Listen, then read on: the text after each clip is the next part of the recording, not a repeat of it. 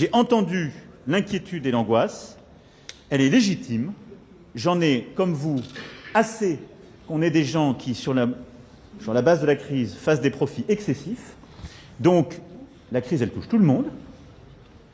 Il faut à la fin, de toute façon, qu'on absorbe cette hausse des prix, parce qu'on ne produit pas cette énergie.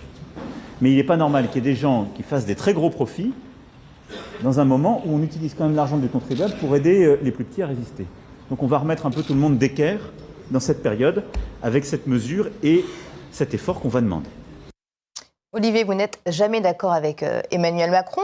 Peut-être sur cette phrase-là, selon lui, il n'est pas normal qu'il y ait des gens qui fassent des très gros profits dans un moment où on utilise l'argent des contribuables. C'est lui qui l'organise, mais enfin, il ne règle jamais aucun problème, il provoque les choses et ensuite il fait semblant d'envoyer des chèques en se disant que ça va peut-être calmer les gens. Mais faut voir les actes. Qu'est-ce qu'il fait là aujourd'hui? Rien.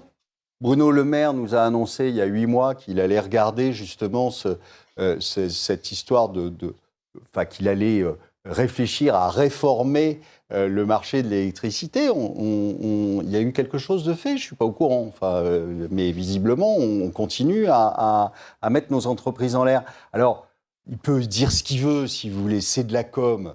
Malheureusement, ce type-là, c'est que de la com.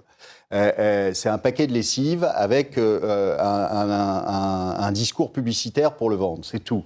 Mais malheureusement, dans les faits, il ne se passe rien. Et c'est pas ce que vient de vous dire Guy, c'est pas en continuant à s'endetter en permanence, c'est-à-dire en ne réglant jamais aucun problème à la source, mais en distribuant des petits chèques à droite et à gauche, que ça va changer quoi que ce soit. On va se ressortir, il a fait 800 milliards de dettes depuis qu'il est arrivé, presque 1000 d'ailleurs, depuis qu'il est arrivé, si on compte bien. Il va finir son deuxième mandat avec quoi? 2000 milliards de dettes de plus? Enfin, je veux dire, on est dans un truc qui est totalement délirant. Est-ce que vous pensez que les Français vont pouvoir continuer longtemps à payer sans arrêt, à se payer pour les bêtises de M. Macron et de M. Bruno Le Maire?